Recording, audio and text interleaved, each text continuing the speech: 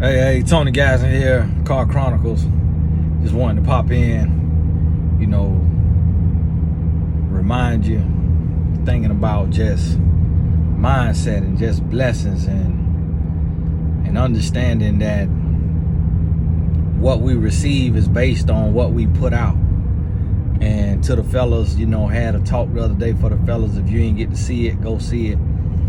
I think I put it out yesterday that said men need to grow, and I'm realizing more and more every day just the responsibility of the man in the world and in the household, and how as men, when we accept responsibility for our actions and we start to change our life and we change our goals from selfish to selfless, and we focusing on building and not tearing down, everything changes.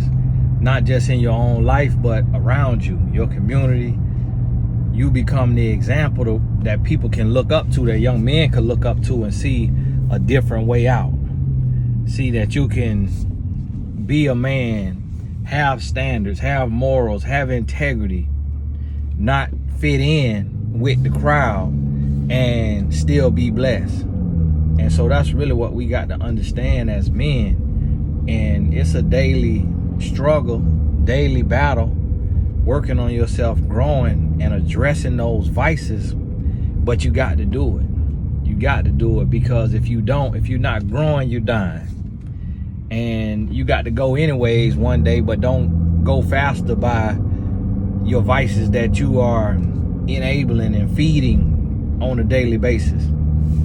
It takes men being men, and sacrifice is not easy. That sacrifice is going to hurt. You're going to feel it. You're gonna feel like throwing in the towel. You're gonna feel like quitting. You're gonna question yourself and say, why am I living this way?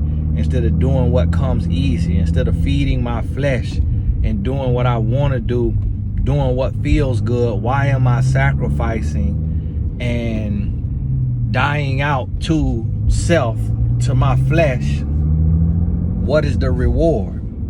And it's bigger than you, because it's not about the here and now. It's not about what you receive today. It's not about what you receive next month or next year. This is legacy. This is your lineage. You're changing your family line. You are breaking generational curses.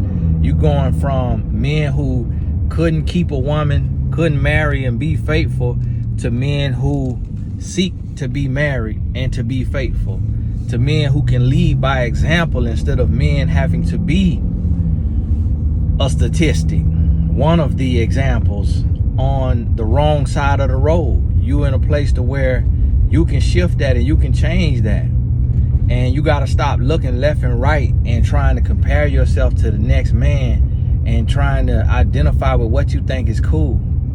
Because when you really get out there and you looking at what you think is cool and you stand next to it, you understand that's a scared man. You understand that he out there because of the influence that was in his life, the way he living. He was influenced by somebody, by another man that was broken, or that was lost, or that was hurting, or that was confused, that either didn't have a loving father or mother, or didn't have role models and examples, and it pushed him to be that man, doing whatever it is he may be doing that is not advantageous to his growth and his mental health and spiritual health and emotional health as a man. But when you evaluate that and you look at that, then you start to realize, like, wow, okay, so what is really manhood?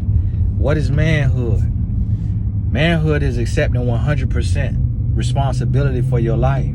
Stop blaming other races. Stop blaming the government. Stop blaming your mama, your daddy, your brother, your sister, your cousin, your upline, your OGs, people that you looking to and saying, oh, it's his fault I'm out here.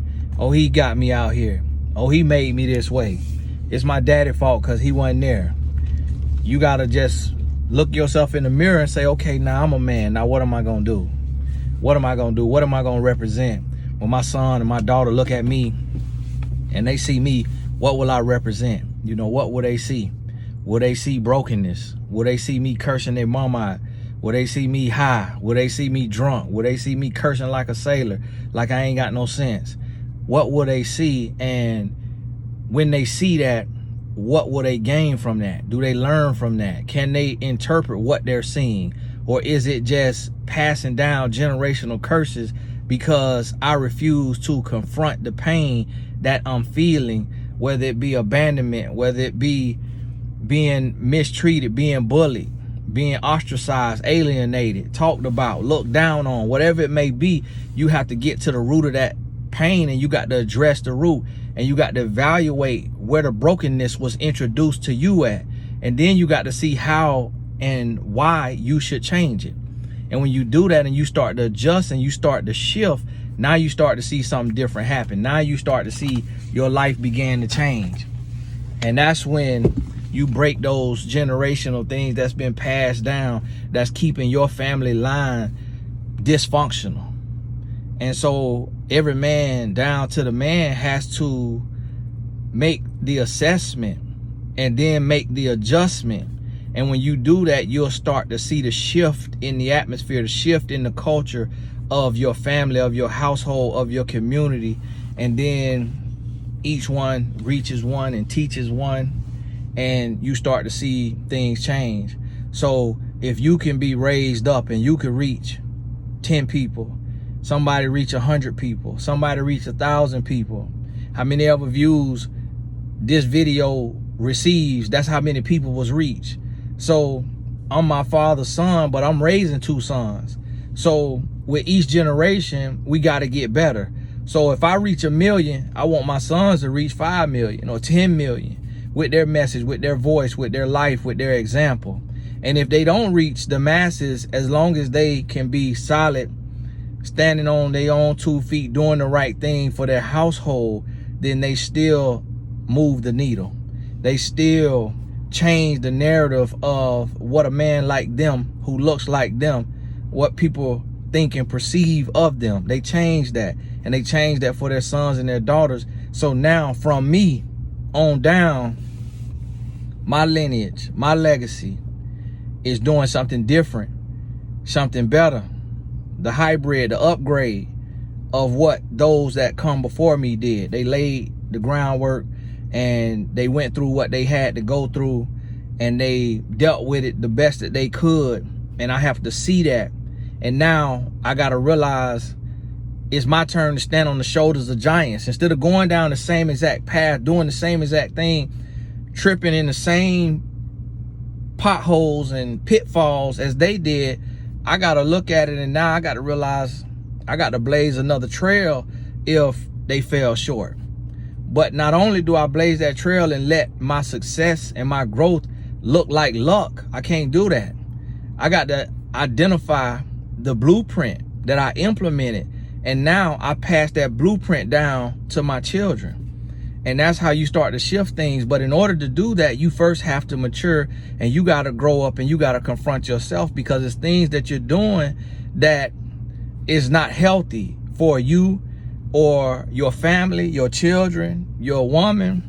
And when you address that and you get real with yourself, now you start to see, okay, this may be something that I've been calling small, but it could have a large impact, because the way my child interprets this, I'm an adult and I understand what I'm doing, but when my child sees this, how will he or she interpret my behaviors and my actions? And when you address that and you assess that, and then you make adjustments, everything changes. Hey, this is Tony Gaskin. God bless you. We'll talk soon.